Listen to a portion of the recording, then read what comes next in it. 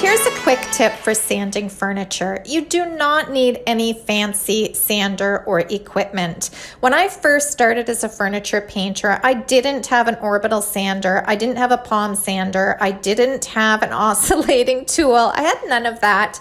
And I didn't even go out and buy a hand sanding tool. All I did was took a block of wood, wrapped a sandpaper around it, and this is what I would use for sanding the tops of my pieces and scuff sanding. And it was all just about swapping out the grit of the sandpaper.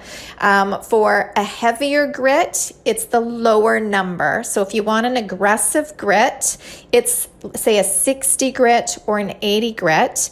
If you want a lighter grit or a less aggressive sandpaper, it's the higher the number. So you would do, say, a 180, a 220. That's just to smooth everything out. For instance, if you want to stain. But again, this quick tip, you don't need a lot of equipment to get yourself started.